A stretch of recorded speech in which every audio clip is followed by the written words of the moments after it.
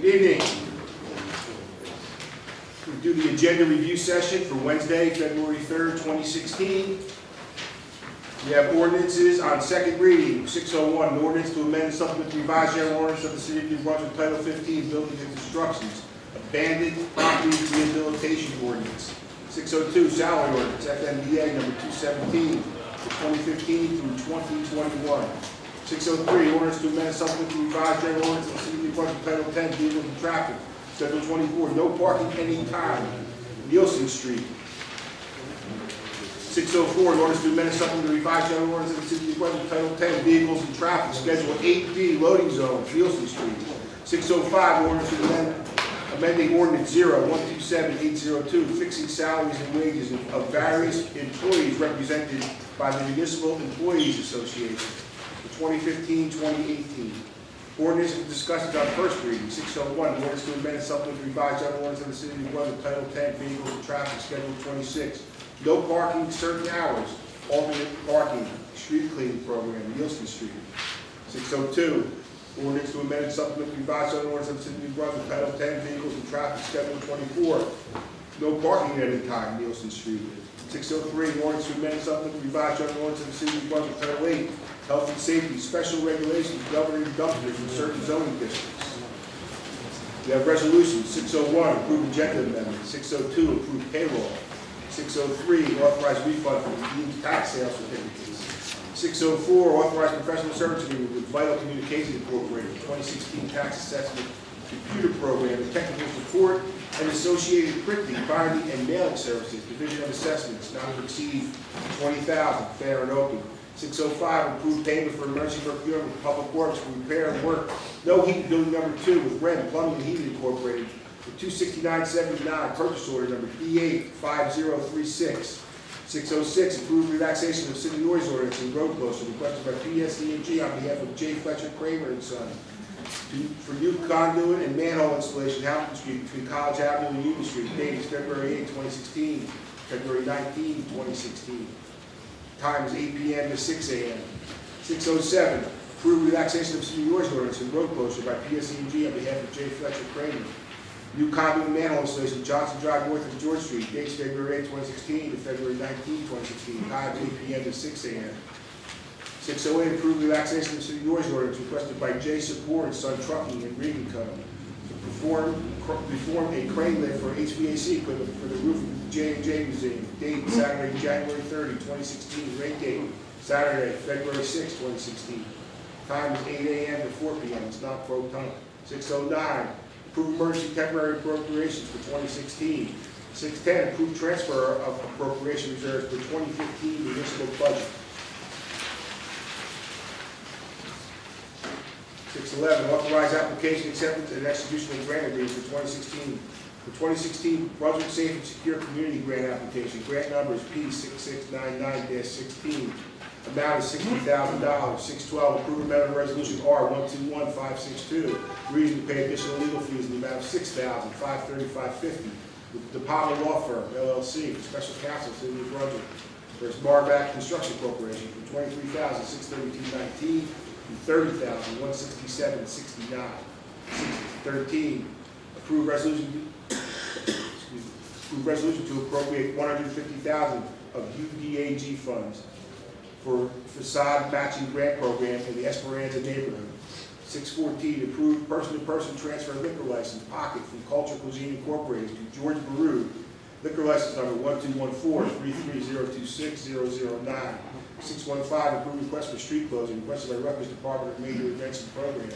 The location is College Avenue between Bartlett and Cedar Streets. Gradual hot dog day for Rutgers students and various activities. Zip line. Date Tuesday, April 19, 2016. Rain date Wednesday, April 20, 2016. Time is 12 p.m. to 7 p.m. Police extra duty. 616, approve request for street closing requested by John Petrolino. Location New York Avenue between Lincoln Place and Bulow Place for wedding and block party. Date Saturday, June 18, 2016. Time 10 a.m. to 11 p.m. Police extra duty. 617, approve amendment resolution R011664, we will pay additional legal fees amount of $544 to Mr. Mixter for Police Officer Andrew Weiss in the matter of Rodriguez. First Police Andrew Weiss from 24,495 to 25,39. 618, approve request for use of city property requested by New Brunswick Recreation Department, location in Boyd Park, for Independence Day celebration Sunday, July 3rd, 2016, time 3 p.m. to 11 p.m. Police extra duty. 619, approve request for use of city property requested by New Brunswick Recreation Department, location in Memorial Stadium for NFL Pump Pass and Kick, Saturday, August 27, 2016, time 10 a.m. to 3 p.m. 620, approve request for use of city property requested by New Brunswick Recreation Department, New Brunswick Day Off and Fun, location in Memorial Stadium, date Friday, June 17, 2016, rain date Friday, June 24, 2016, time is 3 p.m. to 9 p.m., location Blue Park, date Saturday, June 18, 2016, rain date Saturday, June 25, 2016, time 8 a.m. to 3 p.m. 621 is pulled at the request of the administrator. 622, approve request for street closure requested by New Brunswick Public Schools, Redshaw Elementary School, the location Delaware Street between Lee and Livingston Avenues, for Children's Fun Fair event, date Saturday, April 16, 2016, time 8 a.m. to 4 p.m. Police extra duty. 623, approve amendment of resolution R111540 to pay additional legal fees in the amount of $2,966.50 for Mr. and Mrs. Police Officer Brad Odell in the matter of Deloche First Brad Odell from 3266 to 25 to 3532.75. 624, authorized purchase by Police Department under State Contract A 83921/T0109 from Micro Strategies Incorporated for maintenance agreement, Service Plus for nice recorder.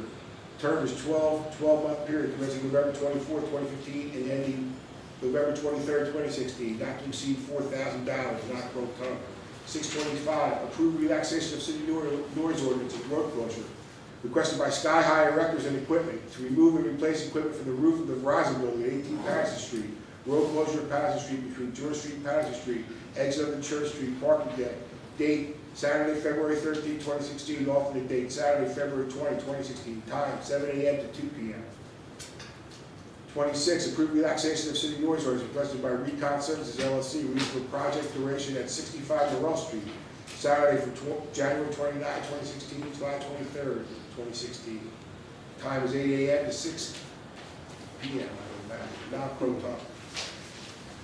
27, approve amendment resolution R051510, pay additional legal fees in the amount of $567.95 to Peter DeMarco Jr. of DeMarco and Gagliano for Detective Keith Walcott in the matter of Isaiah Jordan versus John Quick from 2001-4870 to 2007-1665. 628, approve award of contract with Gold Type Business Machine doing business as GTBM for renewal of software licenses, 15 e-ticketing plus 15 InfoCop software license renewals. Term is 12-month period commencing August 1st, 2015 and ending July 31st, 2016. Not to exceed $9,944, non-pro ton. 629, approve award of contract with Gold Type Business Machine doing business as GTBM for renewal of software license, 23 InfoCop annual license renewals. Term is 12-month period commencing January 3rd, 2016 and ending January 20th, 2017. $6,037.50, non-pro ton. Excuse me. 30, approved professional service agreement with Innovative Data Solutions Incorporated, doing business as Power EMS Incorporated for Power Suite subscription for the police department. 12-month period commencing February 23rd, 2016 and ending February 22nd, 2017, not to exceed $5,903.76. 631, resolution to approve the extension of UEC Clean Team contract with NBPA for 2016. The Clean Team services in the downtown area, Easton Avenue, French Street, Remsen Avenue, term of January 1st, 2016, February 31st, 2016, amount $132,500. 632, authorize application and execution and acceptance of grant.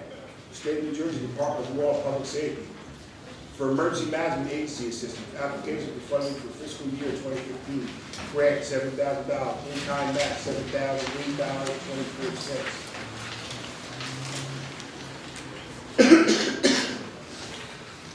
633, approval renewal of contract with Mexoplus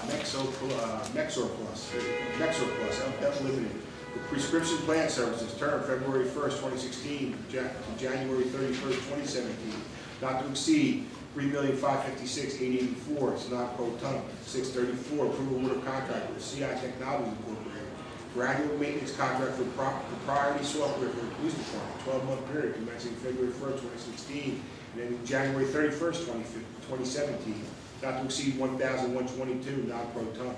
635, approval order contract with Sal Electric Incorporated for electrical maintenance and repair services, 12-month period commencing February 4, 2016, and ending February 3rd, 2017, which can be extended on a yearly basis for up to 2 additional years. Specification number 494-15P, not to exceed $60,500.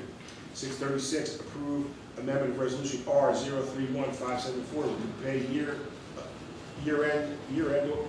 pay end of year invoices with Blumett Kennels for kennel services in the Division of Animal Control, $14,960. 637, approve release of site inspection fees in the amount of $895.22. Gospel Church of the Firstborn, 177 Delaware Street.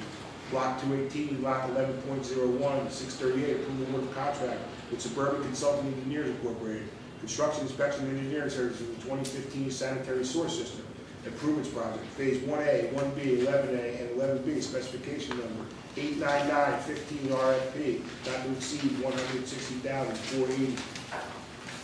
639, approval of contracts to furnish and deliver work uniforms for public works, work utility, public property, parks, and shade trees, engineering, library, police department, garage attendant, with Specialty Graphics LLC, Summers Uniform Incorporated, 12-month period commencing February 4, 2016, and ending February 3, 2017.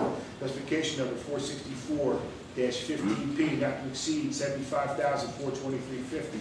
640, approval of contract with interpreters for municipal court, Judith E. Grasberg, Louis Ugarte, Interpreter Referral Service Incorporated, Power Plus Translations Incorporated, Language Services Associates, Eagle Interpreters LLC, doing business with Eagle Language Services. Elsa Gomez, 12-month period commencing February 4, 2016, and ending February 3, 2017. Specification number 49716 RFP, not to exceed $30,500.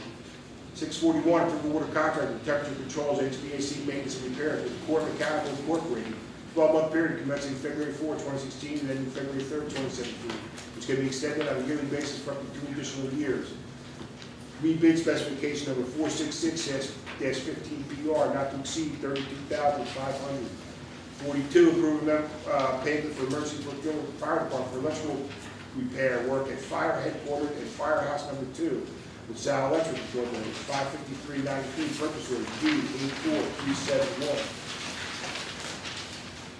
643, approve relaxation of the city noise ordinance requested by J. Support and Son Trucking and Rigging Company.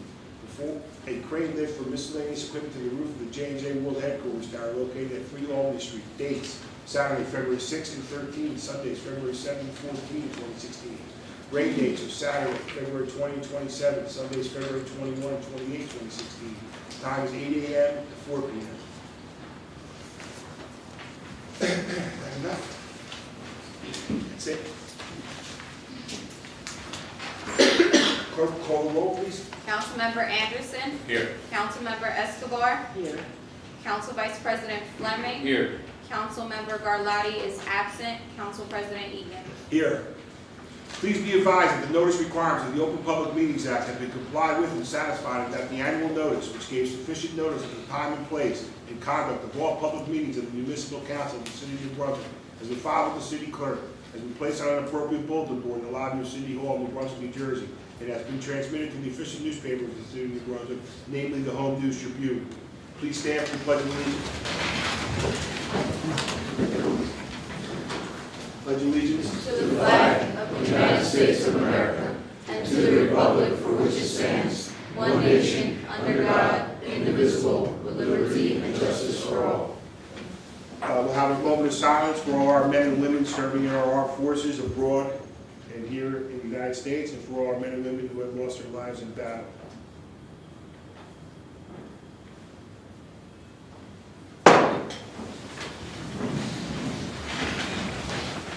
We have minutes from December 30th, 2016. Can I get a motion on the minutes? Second. Councilmember Anderson. Yes. Councilmember Escobar. Yes. Council Vice President Fleming. Yes. Council President Egan. Yes.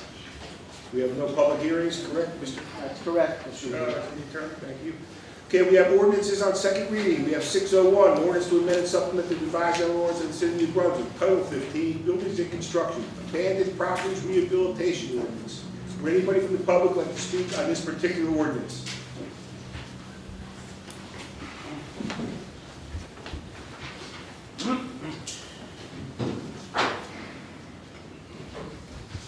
Buenas noches, mi nombre es Don Filia Jarquín. Good evening, my name is Don Filia Jarquín. Represento Proyecto Esperanza. You represent Esperanza Project. Somos miembros de la comunidad al cual participamos con muchas actividades aquí en el área. We're members of the community that participate here in the improvement of our community. Hoy en esta noche estamos aquí porque en este tiempo hemos hecho el censo de casas abandonadas. And we're here tonight to discuss the abandoned properties ordinance. And we've done some work on this. And recently, we performed our own census of abandoned properties. En nuestro censo identificamos 31 propiedades que son posibilidades para incluir en la lista de 16, ellas son las peores.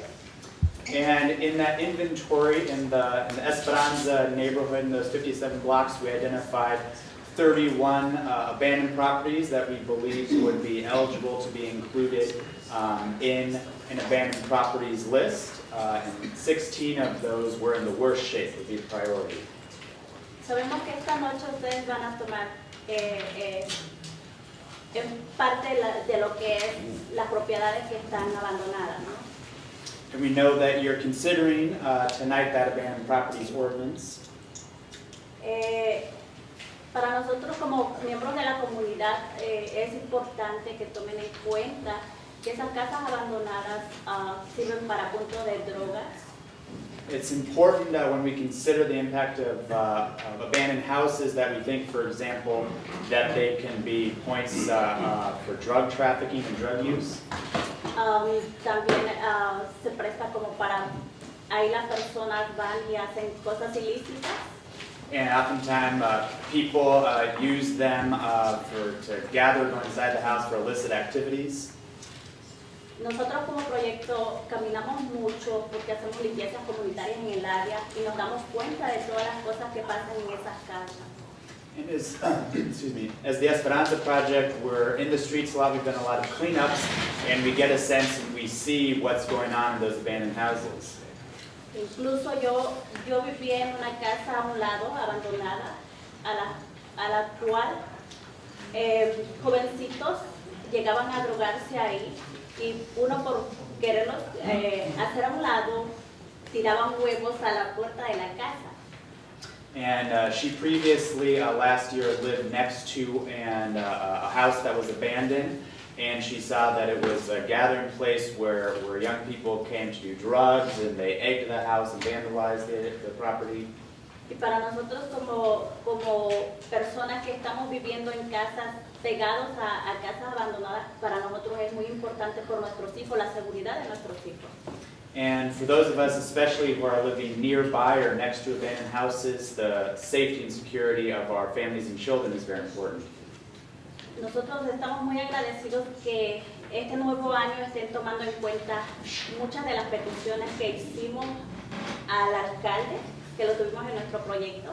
And we're very grateful that at the beginning of this new year that the council and the city are really taking a hard look at a lot of the suggestions and recommendations that we've made as community members, including recently to Mayor Cahill. Le damos gracias porque sé que ustedes tomarán en cuenta las necesidades que hay en nuestra comunidad. And we thank you for taking into consideration our concerns and needs as a community.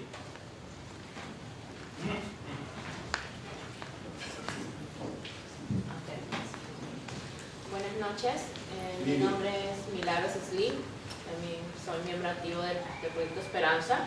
Good evening, my name is Milagros Slee, I'm also an active member of the Esperanza Project. Bueno, ya mi compañera les explicó un poco lo que hemos hecho durante el año pasado sobre el censo de las casas. My colleague in the project already explained a little bit in terms of what we did with the inventory in the neighborhood of abandoned houses. Y bueno, yo vivo en la 147 Joyce Kilmer I live on Joyce Kilmer at una casa antes que es la 145, esa casa está abandonada. I live next to 145 Joyce Kilmer Street, which is an abandoned house. Bueno, como decía mi compañera, eso se presta para la delincuencia, para las drogas y sale un olor insoportable de ahí.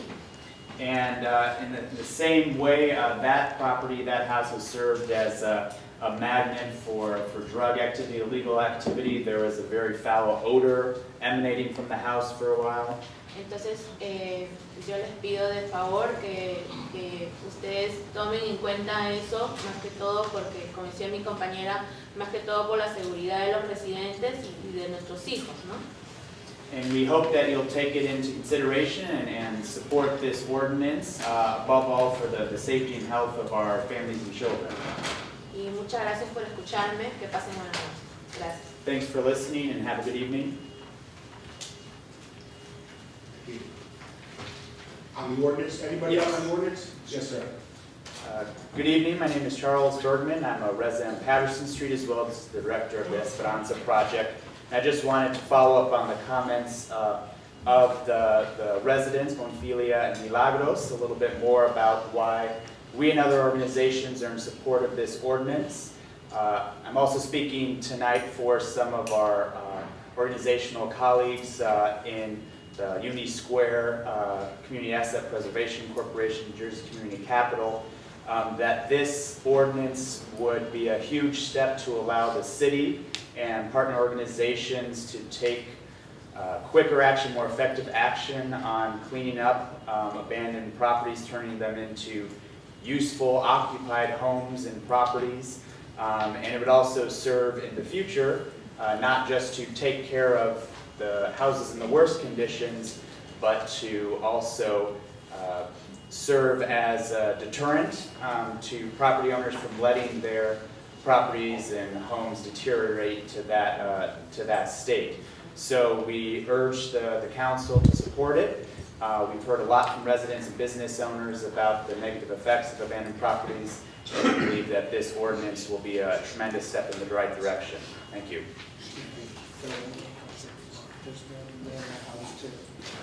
Anybody else on the ordinance this evening? Yes, sir. I live at 175 Renton Avenue, and my name is Xavier Franco. I wanted to tell you about the abandoned house. There's one next to my building where I live that they pushed down the garage, and there's kids breaking the windows, and the abandoned house has been there for a long time. And there's people coming in there, I think from the bank, or some people just cutting pipes and getting in there and try to sleep there, doing drugs and breaking the abandoned house. And I want to know if we can take care of that too, because I have child. Tell the address one more time. I think it is between that building where 175 Renton, there's a house behind the building. There's a house, I don't know what number is that. I think it's I believe it's 146 or 176. It's right there between the church behind my house, 175 Renton. There's a abandoned house. There's people coming there, just breaking all the windows, going behind the door. They already broke the garage door. And there's like children underage coming there, like girls underage, drinking and smoking. I've seen them a lot. Okay. I just wanted to know if we can take actions. Thank you. Thank you. Excuse me. Mr. Franco? Yes. Councilman Anderson wants to know if you had called the police or anything on the property? What you said? Mr. Anderson, Councilman Anderson wants to know if you called the police. No, I have not. Okay. But next time I see Okay. somebody there, like today, there was people there, I don't know what they're doing. They tell me they work for the bank, but they don't have saying nothing on their jacket saying that. Keep calling when you see I it. just keep on, I just watch, but next time they're coming, I think they come every day, I take pictures.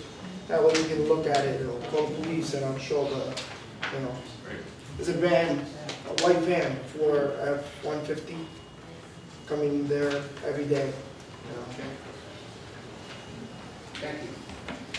Anybody else on the ordinance? Yes, good evening. My name is Charles Gradville. I'm from New Brunswick. It's a lengthy ordinance. I wanted to ask if Council President, you or one of the other council members could just explain to me how the ordinance works in layman's terms.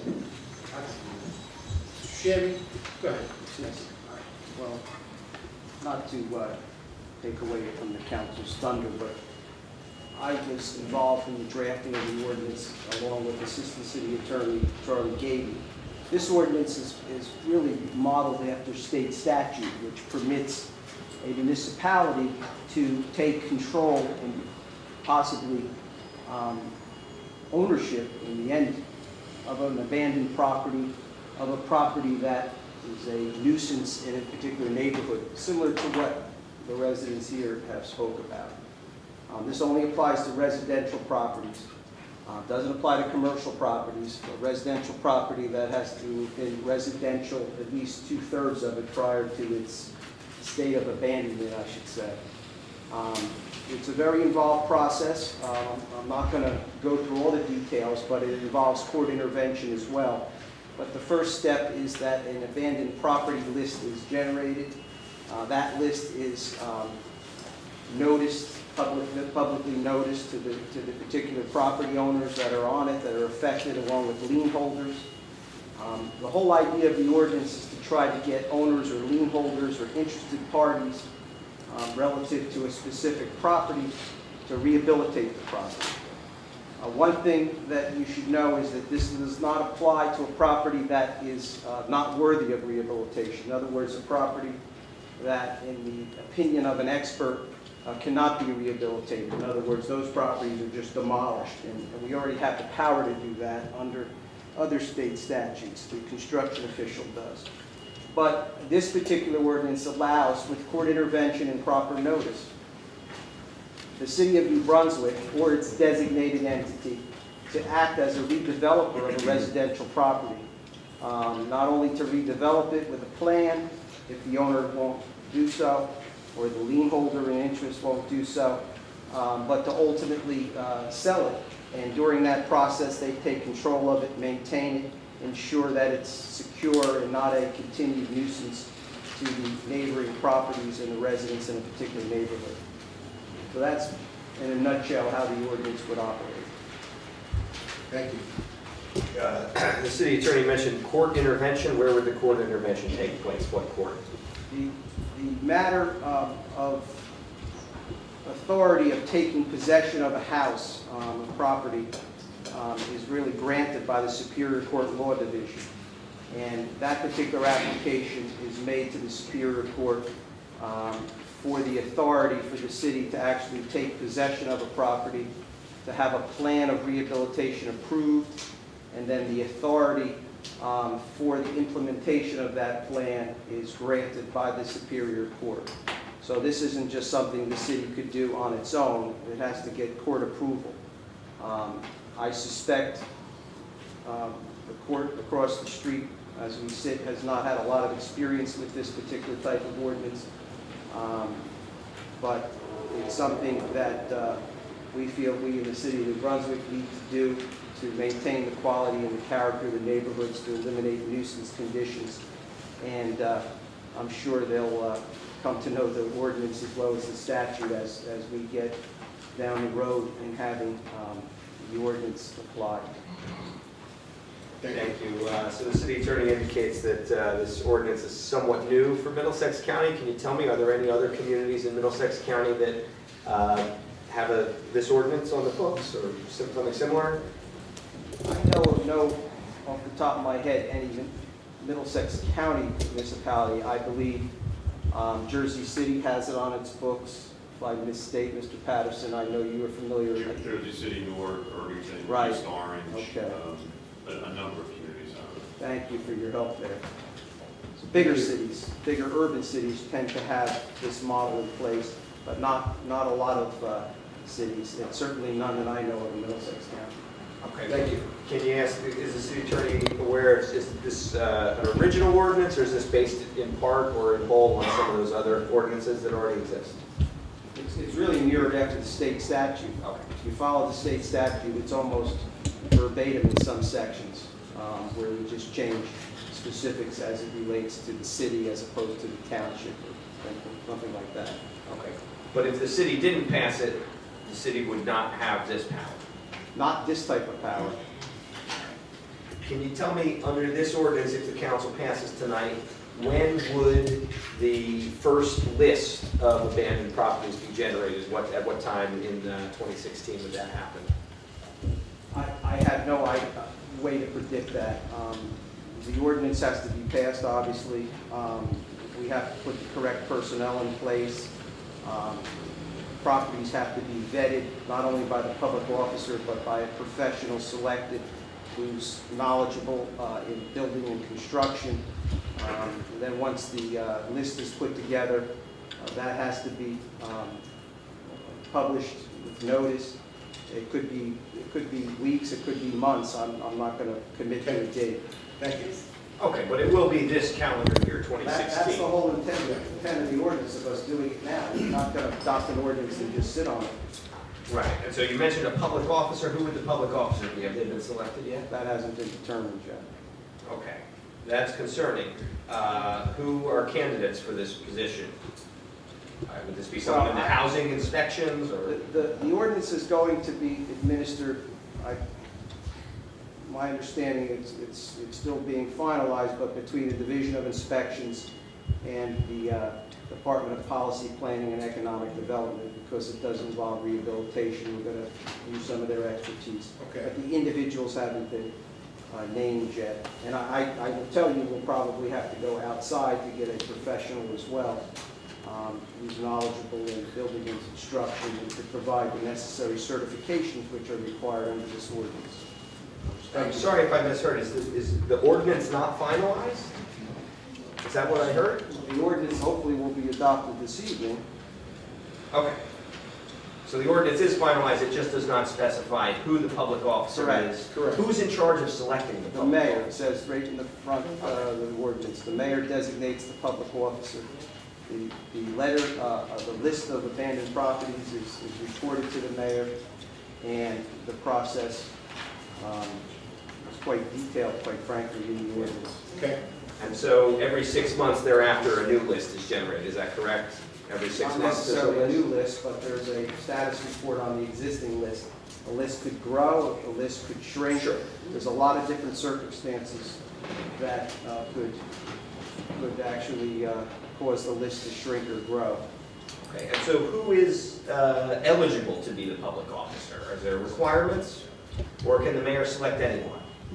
There's no requirements to be the public officer to actually authorize the actions under this particular ordinance.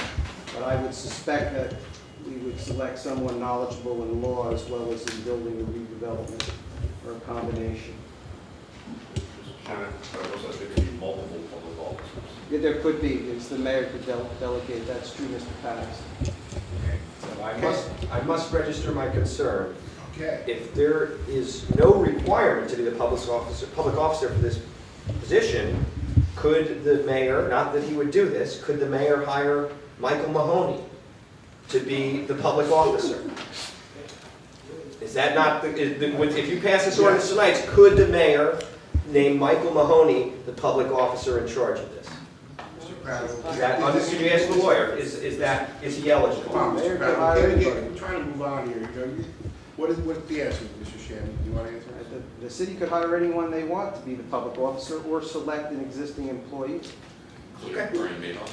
Yeah. True. Exactly. You might have a hard time. Exactly my point. So my point is that you should amend your ordinance to have requirements so that the person has certifications or certain qualifications. It says For that, instance, it says that in the statute. what are the certifications? I thought you said anybody could be. Anybody could You be. said somebody with a professional construction and maybe some type of law background. I think you said that 5 seconds ago. That's not in the ordinance, sir.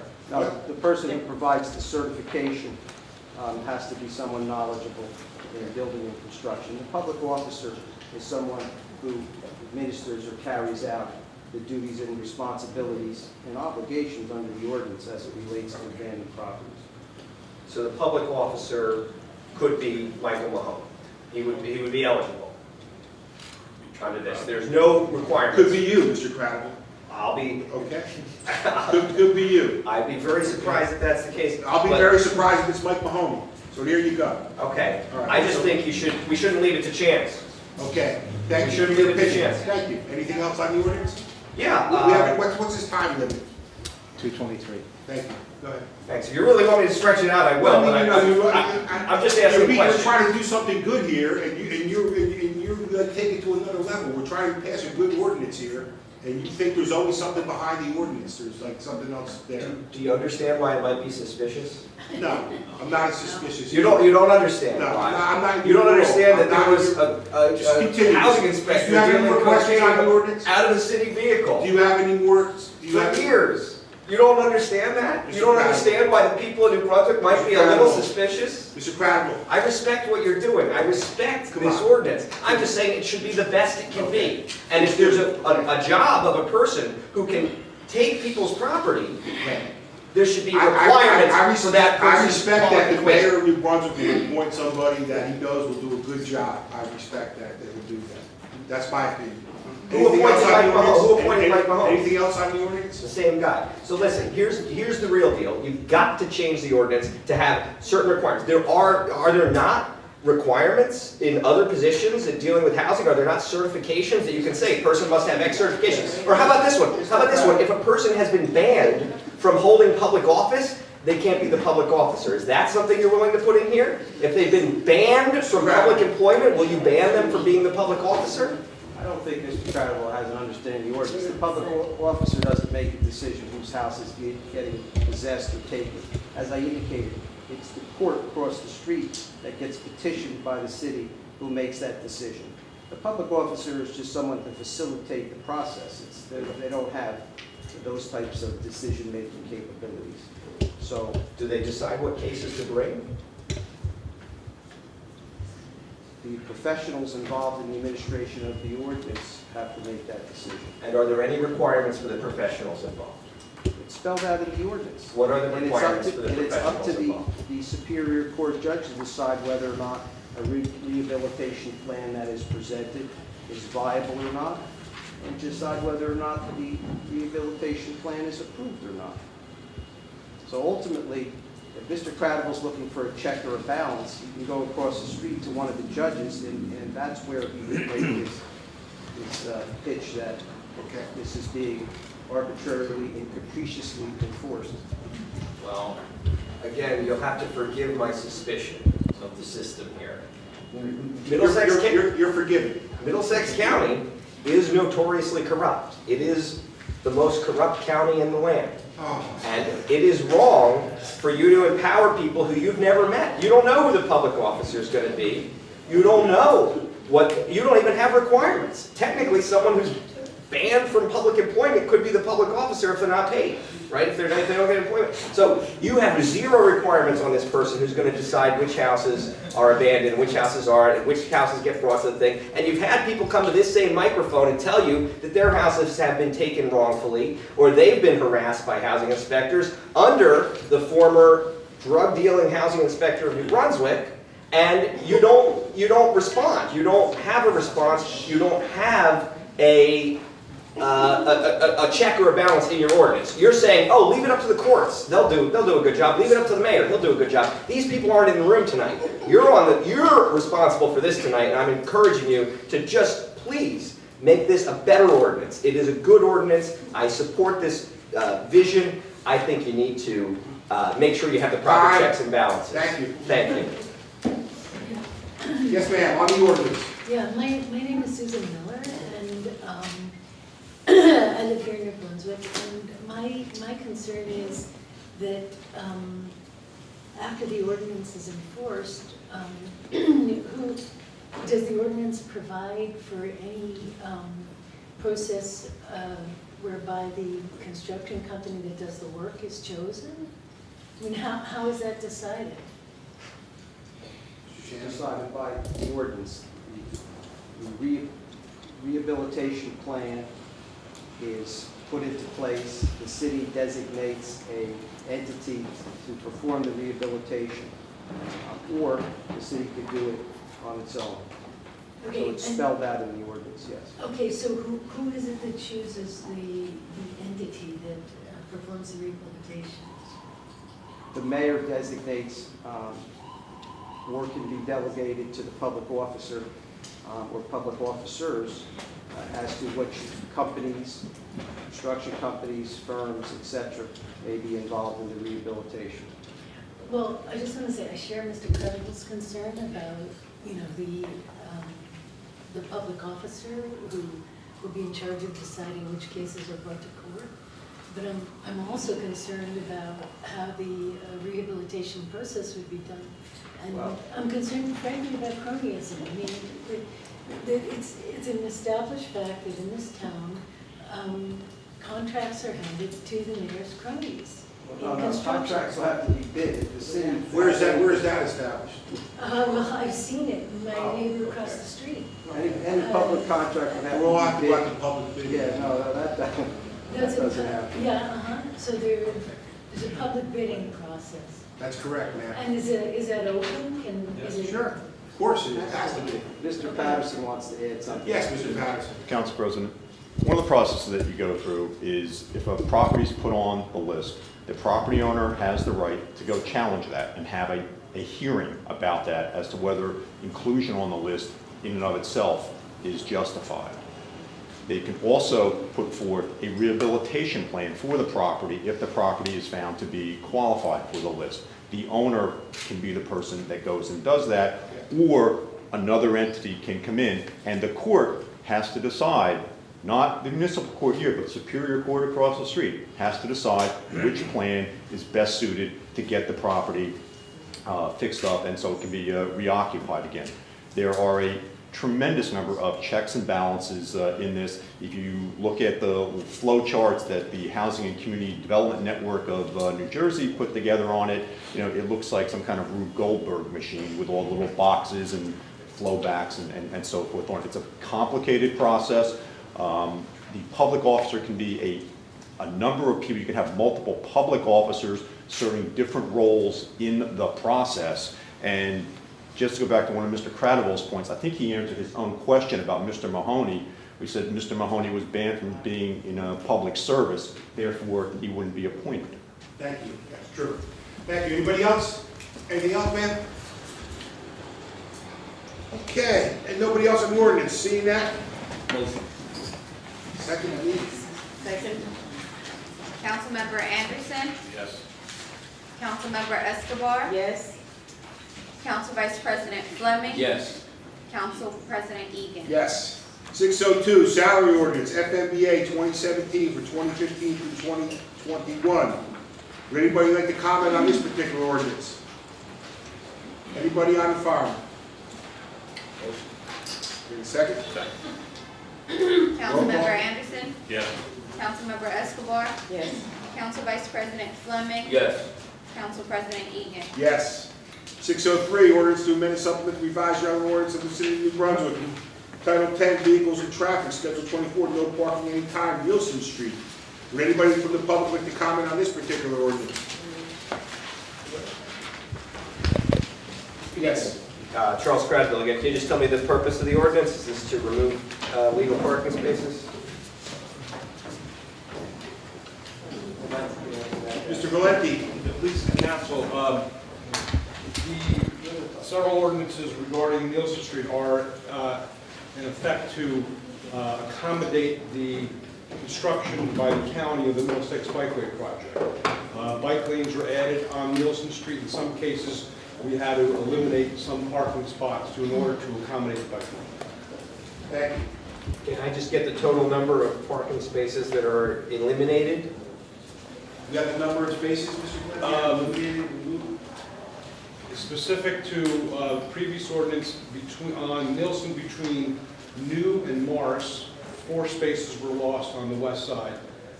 Specific to this specific ordinance, this deals with the area between Commercial and about up to Elijah's Way.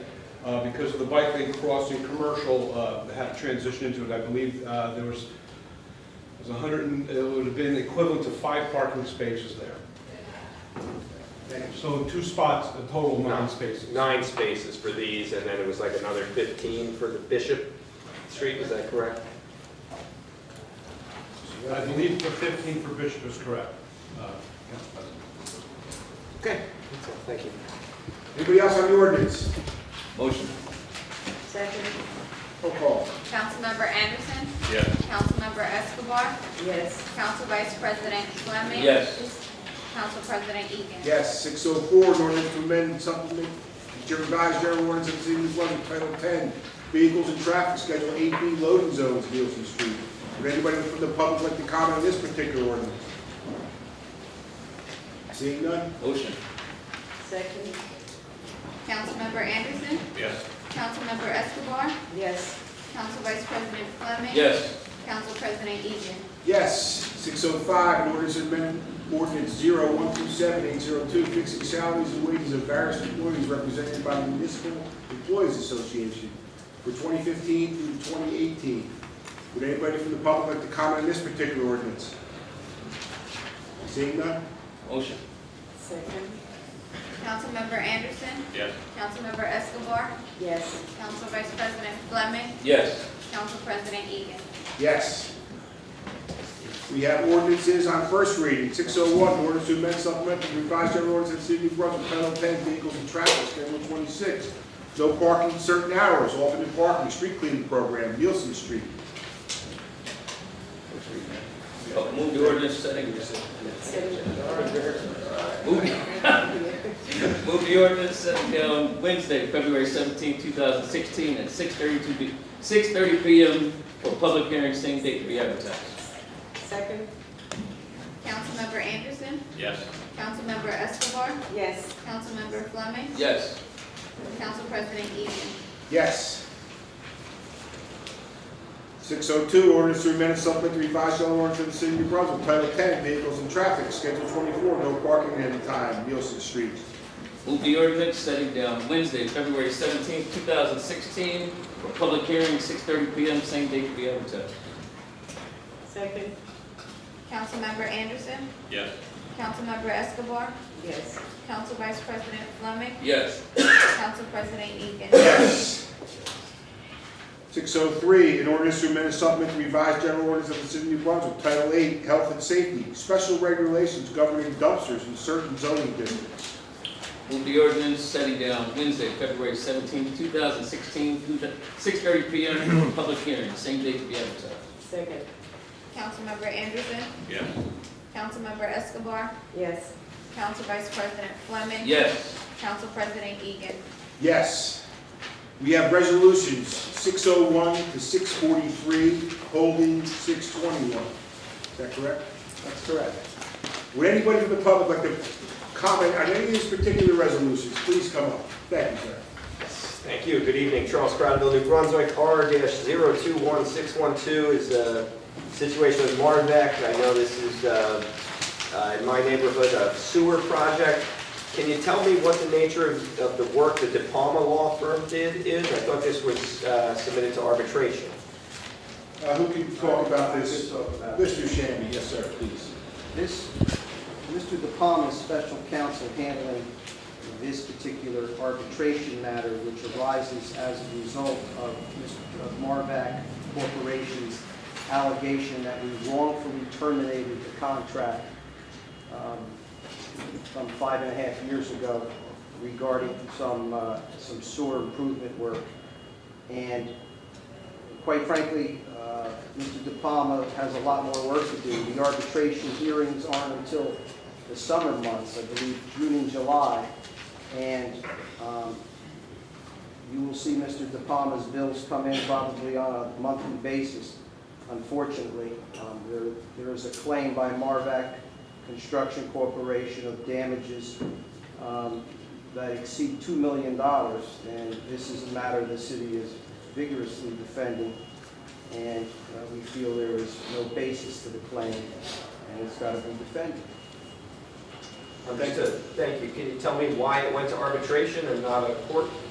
There is a provision in the contract that was entered into that Marvac breached, in our opinion, which provided for a form in the event of dispute, and that particular form is arbitration through the Triple, or American Arbitration Association, sometimes referred to as AAA.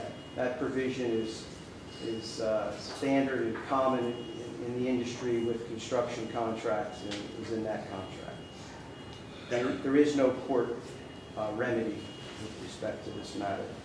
That's the exclusive and final remedy, is the AAA arbitration. Thank you. Okay, so you're being sued for $2 million, but it's through arbitration. Correct. Okay. And you're confident that the De Palma law firm will prevail and you won't have to pay this huge amount? I'm confident in Mr. De Palma's experience handling these matters. I can't guarantee the outcome. If I could, I'd be the best lawyer in the world. But yes, and in order to defend the claim, Mr. Hamilton. well, that's true. And obviously, we have to spend the time and the energy and the experts to defend the matter. Thank you. Well, tell me this, why would the city agree to arbitrate an arbitration clause if, I mean, the county courts, are they not the most fair arbiter? I'm not going to get into an opinion about who I think is fair or who's not. The provision in the contract, it's industry standard. It was in this particular contract from 5.5 years ago. It provides for the forum being the American Arbitration Association, and that's the individual, the entity which is going to govern this dispute. Thank you. Just to be clear, the AAA is named specifically in the contract. Correct. Correct. All right, the next item is 613, the facade matching grant program. Can you just tell me how those funds will be applied, how people should apply to get them? Mr. Patterson? This is for an area in the Esperanza neighborhood. It's not the entire area, but more of the commercial areas such as French and Sedan and so forth. And the program will provide for things like awnings, facade improvements, new windows, things like that in the commercial establishments there. And the applicants would make application through our office. And we're working with the Esperanza group to get the information out about that program to the eligible areas. Thank you. Thank you. I want to ask about 628, 629, maybe 630. I'm not sure if they're all together, but can you tell me what these agreements are? E-ticketing plus and InfoCop software? This is for the police department? Doesn't say. Captain? These are just renewals of the licensing agreements for the software that operates all these systems. E-ticketing is, instead of the officer handwriting the ticket, they use a computer now and it prints it out similar to what the parking authority uses. InfoCop is a database and reporting system that the reports are entered into. Officers use when they're making police reports. And same thing. And DMS is a training software that the department uses, and it's also a data collection for policy, procedures, rules, and regulations. These are all just the software license renewals. Is this stuff that's in existence that we're using? Yes, Hold on. we've had for the last few years. I'm sorry. Record soon. Yes. This is just things that we already have been using in the police department. Yes, So already in we- place, we're just renewing our licensing agreements. Okay, and so to be clear, the first two are for giving people tickets and keeping track of police reports. And then the next one is for 28 data collection and training. E-ticketing is for issuing tickets, InfoCop is a reporting system, and EMS is a training system. Thank you. So, and what, just the e-ticketing, or I'm sorry, the police reports, is that the CAD system, or is this a different system besides the CAD? In addition to the CAD? What's the difference? It's separate from the What's the difference between the two? Where one report gets filed one place and one gets filed another place, or? Captain, what's the difference between the two, please? CAD is a system used by the dispatchers. InfoCop is a system used by the police officers and other components as well. It's a computer. case Thank reports you. and stuff. Okay, thank you. That is all I have, thank you. Anybody else on the resolutions this evening? Anybody on the resolutions? Seeing none? Motion. Second. Councilmember Anderson, Yes. Councilmember Escobar, Yes, but I'm abstaining for resolution 613. so noted. Council Vice President Fleming, Yes. Council President Egan. Yes. We'll now move to the public portion of the meeting. If anybody would like to address the council, please come on up. 5 minutes, rules in effect. Yes, ma'am, good evening. Hi, excuse me, my voice is a little bad right now, but I'm not here to ask you to do anything today, or fix anything, but, and I normally don't ask you for a few extra moments, but please, from my heart, just give me 2 extra minutes to explain 2 stories. And I think it's time for the public to understand what type of people this city has workers. That was where I saw some interesting things over the snowstorm. That was where how I was out taking my lovely pictures. I saw good things and I saw some bad things. But then I saw about how, like in New York, I saw companies hiring workers to clean things. And I also saw how Holland Park has inmates to help clean their properties over there. And so on my way back, we're just enjoying taking my pictures. How, wow, like I said, some things are meant for me to speak up about it, and then I learned my lesson. Some things is meant for me to walk away about. But wow, to see an ambulance get stuck on the corner of Remsen Avenue and Lee Avenue, where it had to sit there 15 minutes with somebody in the back of it, which, wow, could have cost someone their life. They had to wait until a tow truck pulls them out. Like I said. What day was that, the day of the snowstorm? No, this was Sunday, about 4 o'clock, on the corner of Rutledge Street and Lee Avenue. You have two ambulances there, and like I said, wow, to see that, I'm like, wow. So one thing I'm realizing, wow, where it's not really the workers this time. I realize it's the city. Due to where, sure, these guys worked over 22 hours straight. Sure, I know they were tired. I know it was a lot to clean up. That was where Monday morning I called down here to the mayor's office and I spoke to Mr. Kevin Jones.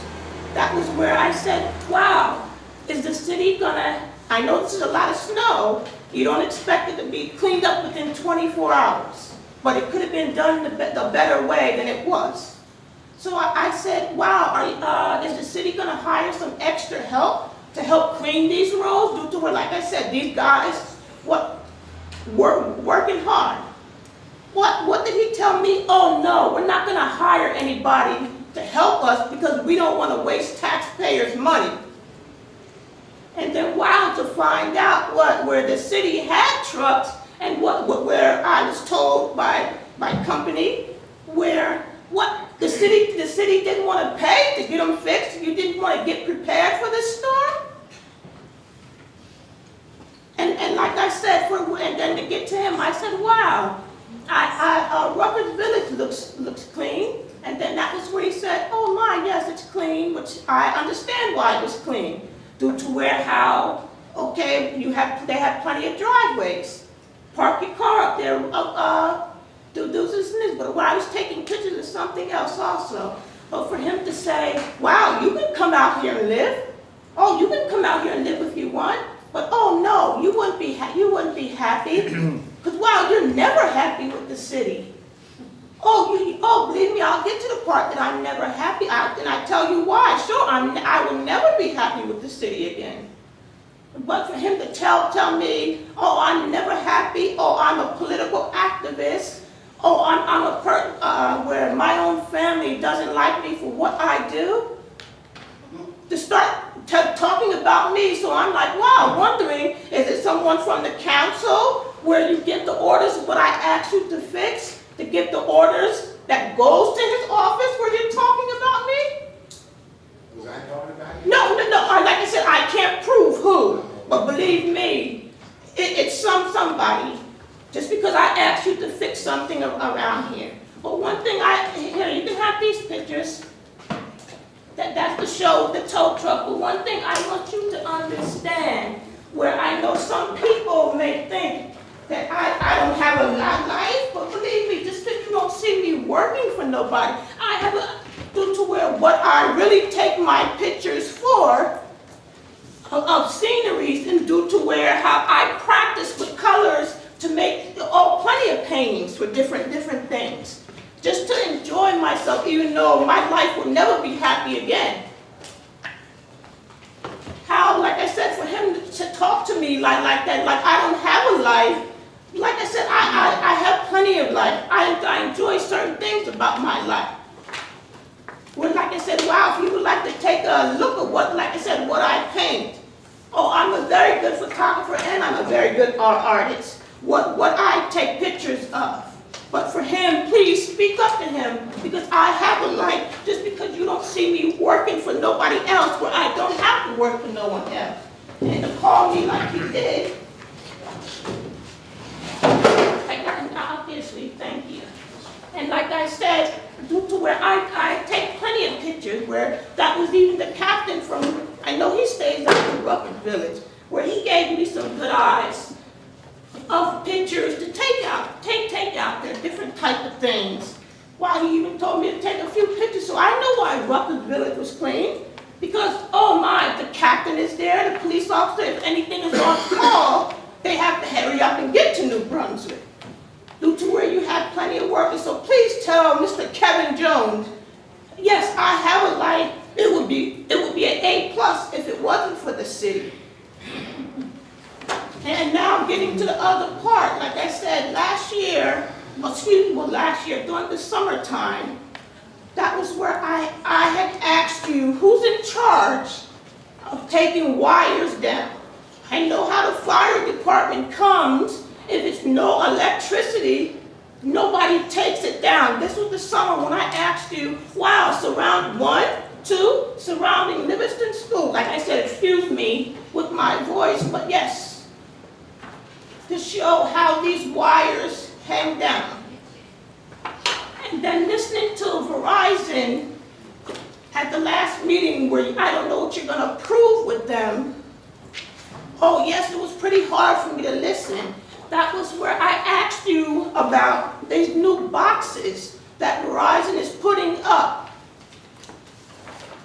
to show how low these boxes are, how anyone can get out of a car and hit their head on it.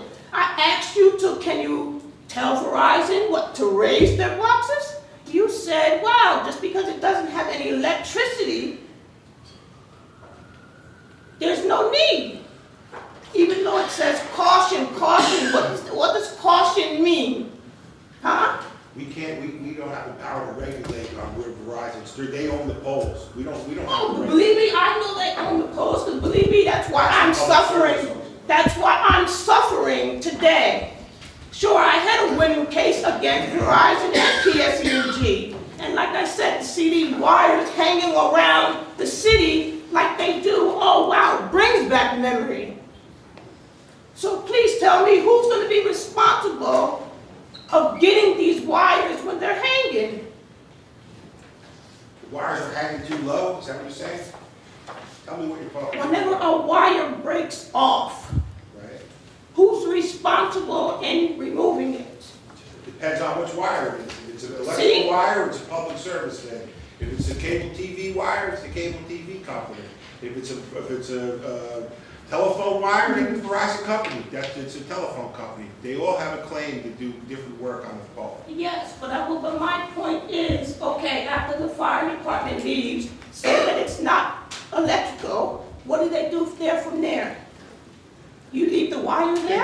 They contact the utility company. They call the company up and they come out. It's just like if you have a light out, you call the police department. Well, believe me, I have the pictures to show you exactly what I'm talking about. And like I said, wow, to see this, it really brings up, it's been removed now, but I'll give you the pictures, it literally, wow, back in 2002, wow, how I was riding a bicycle up Ransom Avenue at nighttime, wow, just the way these wires are. Wow, hanging from a tree. And then what, it gets caught in my tire. What, click, click, and then all of a sudden, wow, the wire comes across my neck, flipping me backwards, and what? Like I said, I say, and I fought, you know, like I said, sure, I get paid, but like I said, money don't take away the pain. But like I said, what, do you just leave the wires there? No, I just said they called the utility company. Like I said, that's why I'm saying something's not right. That's why I really feel for the city due to where they're not doing enough power to make sure it's done. If you see wires down, you should call the police department, let them know what the pole number is, or the fire department, and they'll come out there and they'll call the utility, you know, whose property it is, you know, whose responsibility it is, and they'll get somebody out there. Like I said, I'm not faulting the fire department. You know what? I said I'm not putting any fault on the fire department, but like I said. They think you're blaming them, they're all down here mad, I can see you know. No, like I said, I find it the city. So I hope you do step up and really do something. Listen, it's a tragedy what happened to you, but that's the way it is. When falling wires come down, we call the utility company. I mean, it can happen, it happens everywhere, you know. It's an accident. You know, the wind blows it, they're up in the air, they're free air. I mean, there's no one to blame for it. I don't understand what you want us to do. So you telling me, wow, once I call somebody within, what, a certain amount of hours, somebody will come remove these wires? I didn't say remove, they'll come and fix them, they should come out to fix them. Yeah, should, but like I said, wow, all these wires that were down, surrounded by Livingston School, were there for a while. Are they fixed now? Oh yeah, now they are. But like I said, wow. Listen. What, it cost somebody their life again or something? It's not a city of New Brunswick thing, Miss Moore, it's the utility. We don't But fix it's your city to try to make it safe. It's your city to try to make it safe. And then you wonder why I do see something, how I come and speak up to you. Sure, as much pain as I go through, I wouldn't dare want nobody to suffer what I have to go through. What, 4 injections, every year or so? So believe me, yes, that's why I speak up to the city. And like I said, tell Mr. Kevin Jones the reason why I do. Okay.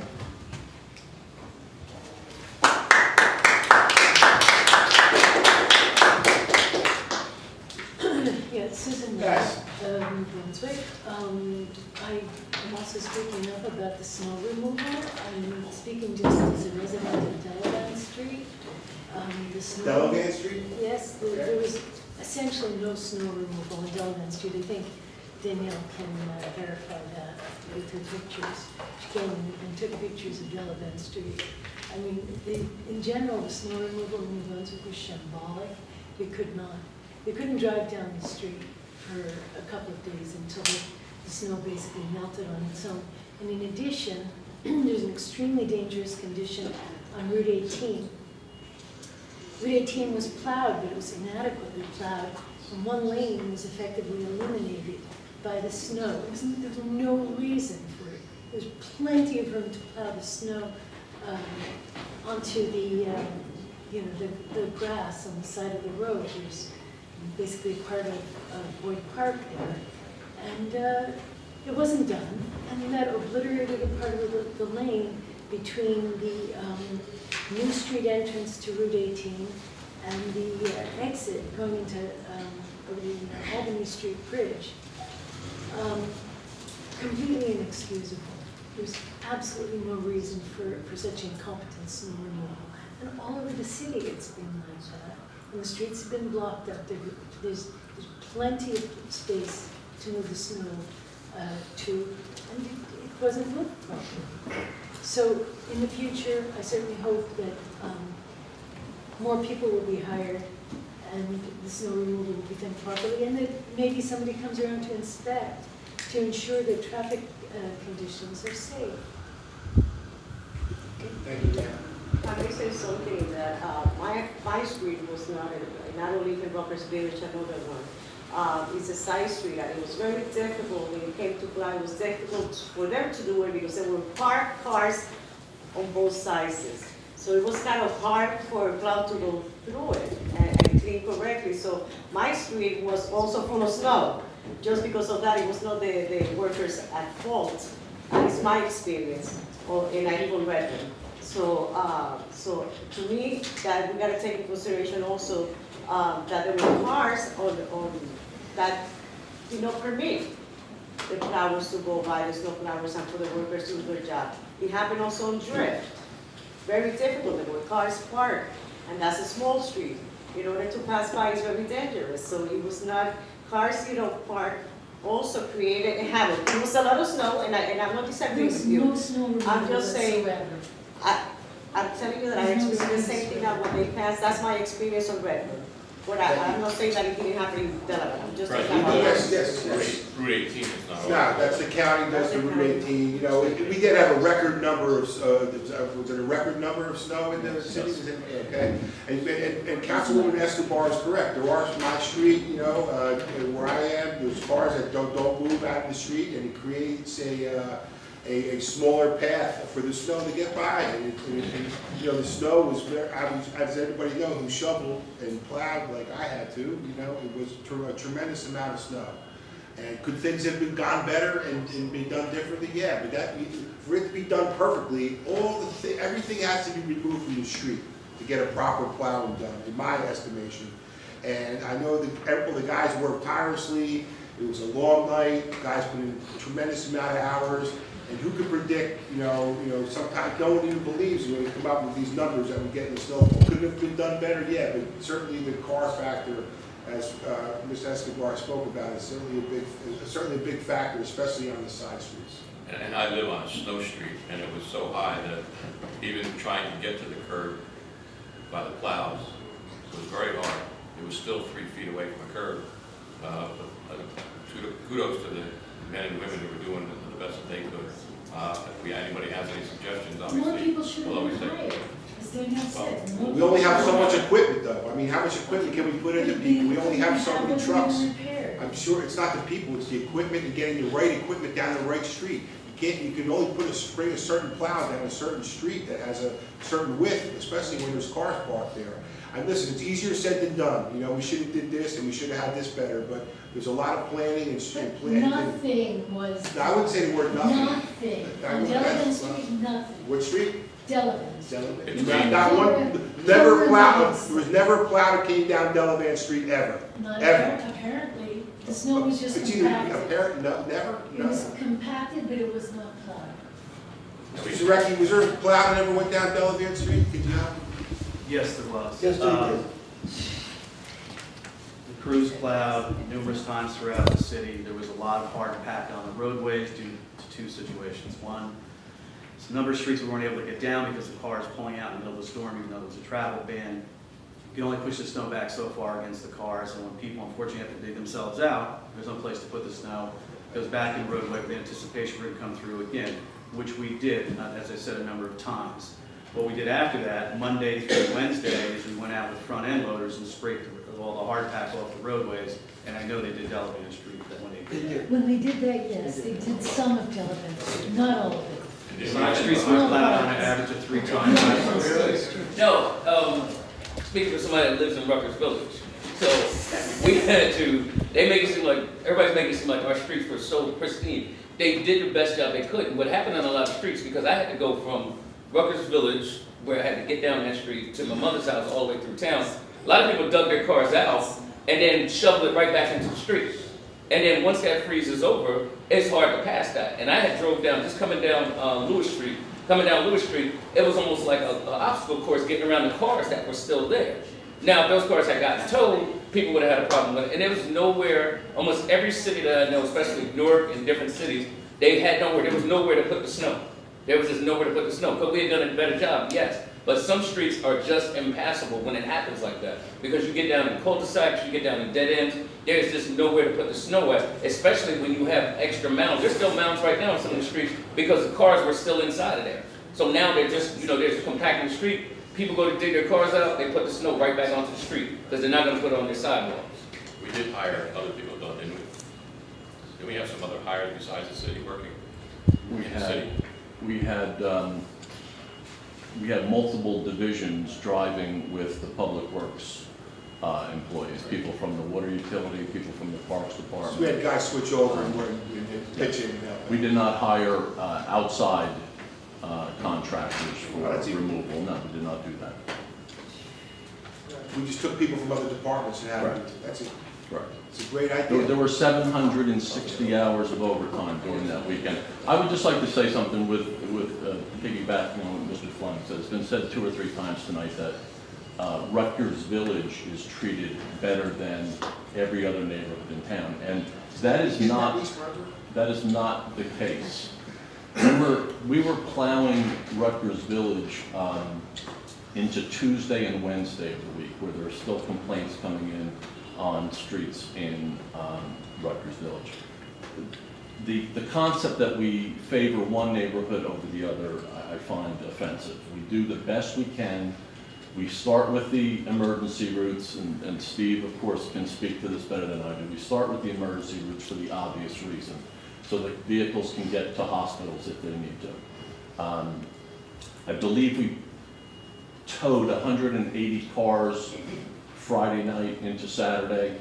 160 people were ticketed for pushing snow back into the street, primarily landscapers and plowing companies that make a street look like it hasn't been plowed in the first place.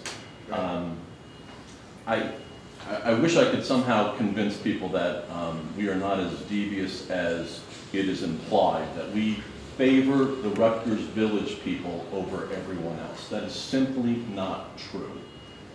Thank you, Mr. Lockley. Is it- Yes, sir. Yes. I think too, with Rutgers Village, it's sometimes a little different town too. They have their driveways, it's a little bit easier to get off the streets, and so therefore they can plow a little bit easier on some of those streets too. So any suggestions are obviously very helpful. And I would also point out that, and Ms. Miller is, some of her observations were not inaccurate. Delavan was a very difficult street to plow, particularly the section that has the center island between Commercial and Nickel. It was chaotic. Cars were parked on both sides. There's the center island. You could barely get one vehicle through. Until we can get to a point where streets are removed of cars so that you could plow to the curb, we've had this problem for forever. And I wish, I don't know what the solution is. The decks can't take all the vehicles. They can take the vehicles from the emergency routes, but they can't take every vehicle in town. There's 58,000 people who live here. I don't know what the solution is. I really don't. But I would tell you it was not a lack of effort. Thank you, I believe that. By Thank the you. way, we're done with the. Hold on, ma'am, hold on. Well, I'm saying, You guys can talk after the meeting. Okay. Thank you. Yes, yes, sir. My name is Xavier Franklin. Yes, Mr. Franklin. I live at 175 Renton Avenue, New Brunswick, New Jersey. But this is then why the mayor was on vacation when the storm was going on? He went to Florida. He was in Florida? Yeah, he was in Florida. You know that? I found out. Yeah. And why he wasn't here? Why he wasn't here when this was going on? Mr. Franklin, come on. People plan vacations year in advance. You don't know what's gonna go on there. I mean, you know. And then this is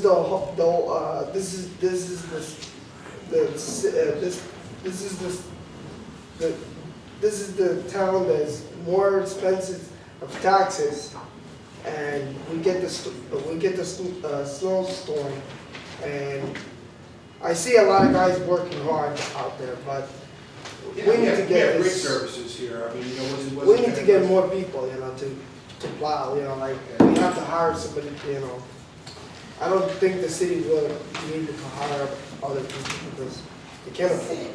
I think they don't want to afford it. Just suggest why,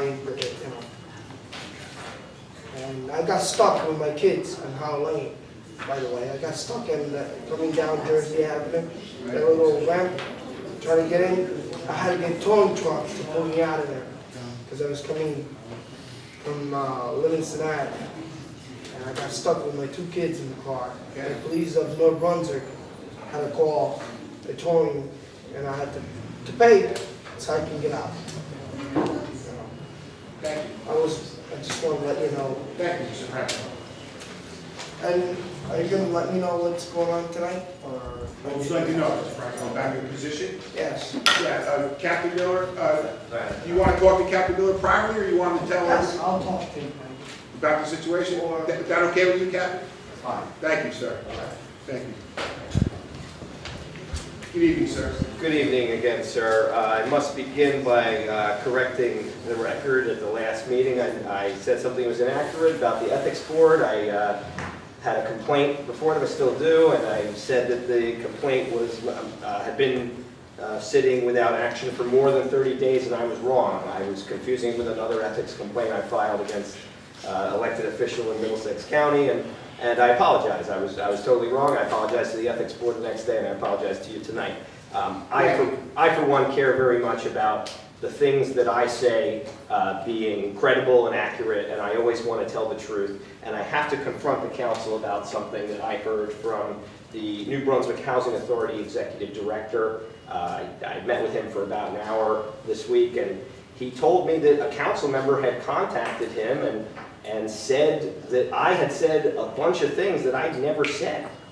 So there might be some miscommunication here. Perhaps maybe Councilwoman Garlotti's involved, or she's not here tonight to defend herself. Perhaps Mr. Clark is not telling the truth. But I just got to say to the members of the council, if you're going to talk about me, don't lie.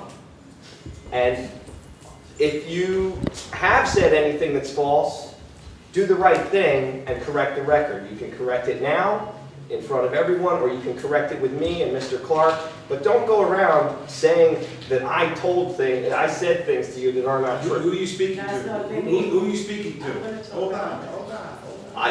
Who are you speaking about, Mr. Brown? Mr. Clark told me a council member had a conversation with him and said things that were just simply not true. So I've never had a conversation, so I can tell you it's not me, so I don't, okay, was it you? I think that I called him because a resident had called me. I never said that you said, I said a group of residents were claiming this, and they were meeting with you to talk about some issues. So personally, you and I, Mr. Clark, would talk and see if he's going to say that. I told him that you were saying that. Because I said that they were the residents and they had met with you about certain things that were happening, and I'm still in communication with those residents. There were some, allegedly, some allegations that were very serious, and some other complaints from residents. That's why I got involved, because I personally, somebody called me. So they said that they were meeting with you, in regards to that. So I would personally, let's sit down with John Clark, and so it could be clear, because I never said that you said. I said the residents are saying this and they were talking to you about it. Great. When can we sit down with John Clark? I will call him tonight, I'll make sure tomorrow, and then I'll make sure that he calls you, because he told me that he spoke to you on the radio. Great. Thank you for that, and thank you for clearing that up. I was hoping it was just a miscommunication. I don't have any problem with that. When I'm wrong, I say I'm wrong. If I say something, I said that's the truth. So I don't have any issue saying if I was, And I know how it goes. Sometimes people say things and it's sort of, Well, I think we're all in the sense that the less we talk about Mr. Brown, the better, right? Yes. So, well, listen, I gotta stick up for Ms. Moore, and I gotta say that Kevin Jones's place in municipal government passed long ago. Probably the day he punched a kid in the face on election day. He should not be in municipal government. He should not be working for the mayor's office. He should not be on any boards or commissions. He should not be on the Housing Authority Board. And it's not the first time someone has said Mr. Jones has disrespected them. We are the residents of New Brunswick, and we do not deserve to be treated like that. That was horrendous what he said, and I totally believe it. Because of the type of person he is. He's gotten in my face before and screamed at me on election day and been a total political jerk. And he doesn't need to be in this government if this government's going to be viewed as anything but political jerks. Okay. Everybody's entitled to their opinion, Mr. Brown. Thank you. I got to ask, is it okay for the New Brunswick Housing Authority to be giving out parking fines to people for parking on Wright Place? Is Wright Place a city street? Or is Right Place private property that someone else controls? Step back a little bit, so the housing authority is giving out parking tickets? Yeah, it comes with people's rent. They get a thing in the mail, it's got a work order, as if they've done work. Did you go to the And then housing it's, authority and ask a question there about it? I spoke with Mr. Clark, and, you know, I tried to make it clear what was going on, but it seems to be very fishy. I published an article today, you can check it out, NewBrunswickToday.com. What's it called? NewBrunswickToday.com. Is that new? We're the best source of news, we're the best source of news. What was that, Pandora? What is that? Pandora, Pandora's box, maybe, for the machine here, the political machine. But, So let me step back for a second. Sure. So they're receiving a ticket in the mail when they get their rent bill? I mean, Yeah, what is this thing talking about? You have proof of this, knowledge? I mean, I don't know. Can anybody help me out? I've spoken to residents, I don't know if they're the same residents anyone else has talked about tonight, but they showed me things that were work orders that said, hey, you've got to pay $50. To what, park on the street? $50 for either parking without a permit or on with whatever. But these are restrictions that are supposed to be parking authority, not housing authority. It's a city street. You should know. I agree. So why is the parking? Is the housing authority? Mr. Bradwell, we're going to certainly look into it. If somebody could please. If I may, Yes. I have not talked to either John Clark or the parking authority on this, but it seems that it's legal within the right of the housing authority to do that. I didn't know either until some residents told me about it, so I'm myself doing some, asking some questions, but I haven't had a chance to talk to the parking authority and see which, because according to what it seems out there, it's allowable. I might not agree with it, but I will find out more information. I don't want to miss, I mean, is that what the normal fine is for parking on Gilden Street? No, $50 is not. That's so high. So they're charging low-income people more than the rest of us are getting charged for parking violations, and they're doing it through a shady way where they pretend it's a work order, and it's just atrocious. And is any of the council renters? Do you ever have your landlord charge you $14 to change your light bulb? That's what they're doing at the housing authority. They're charging the tenants for regular repairs, and for parking infractions, they're charging quite a high rate, and they're doing it in a way where it's extrajudicial. You don't get your day in court. But speaking of court, I have to get to this next thing. I've asked Captain Miller to look into a police report. Can you please ask Captain Miller if he has a response about this police report 2013-20951? Captain? The one you called for this afternoon? Okay, so I'll bring this to the attention of the council. Case number 2013-000-20951, a larceny case. The victim is Joseph Katniss. Joseph Katniss is the man you've hired to be the assistant city attorney. I have multiple sources that have told me that Mr. Katniss was the victim of this larceny, and the thing that was stolen from him was actually stolen from his car while he was gone for quite a while. I believe it says between 6 different hours here it might have happened, and that it was a Kimber 45 caliber loaded weapon, and that it's a weapon that he should have possibly never even been carrying in the first place. And if you're a weapons owner, you would know that you're not supposed to leave it unsecured in your car. So can you tell me, does anybody know, maybe you could ask Mr. Katniss's law partner, was he the victim of a larceny in June 2013? And I think he's of counsel. But this is the first time hearing it, to be honest with you. I think his brother's his law partner. Mr. Shammy, did you aware of anything? I don't really know what Mr. Cradwell's talking about, but Mr. Katniss is a retired police officer who, my understanding is authorized to carry a concealed weapon legally. And if somebody broke into his vehicle and stole it, that's unfortunate, but I would imagine it was secured in the vehicle in some way. But I don't know any details about this. I don't know. Apparently it happened in 2013, if that's what, 3 years ago? Yeah, I just want to know if I had my gun in my glove box unsecured and my car was robbed of that gun in the New Brunswick Parking Authority facilities, would I be charged with a firearms violation? Not if you're legally allowed to carry the weapon and you have all the proper documentation to carry it. But you're not supposed to leave it in your car. I'm Loaded, not- unsecured. I couldn't tell you. If I had done that, would I be in jail right now? No, you would've got the same treatment as Mr. Katz. I would have got the same treatment as Mr. Katz, right? Wow.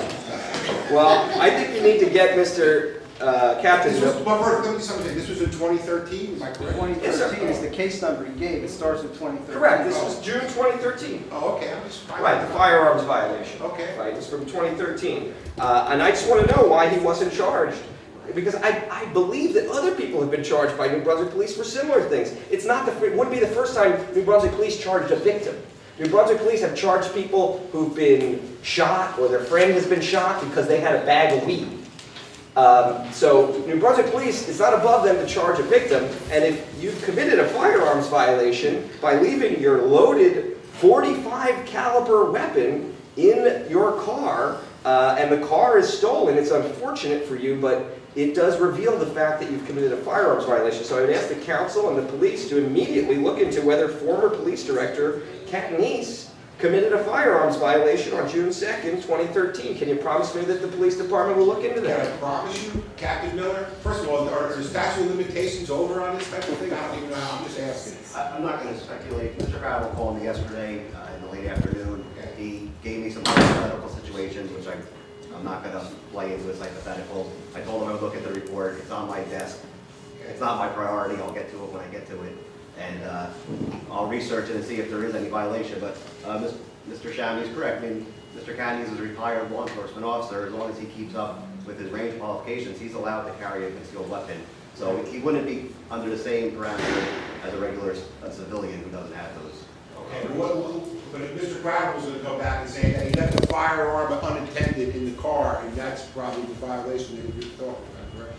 Also, can you ask if the department policy says what size gun he's allowed to carry? I believe the department policy caps it at the same caliber that the officers have. Is that not correct? Well, I don't know. There is a range of calibers that the officers can use. I don't know offhand what the range is, but it's not specific to the caliber that carry on.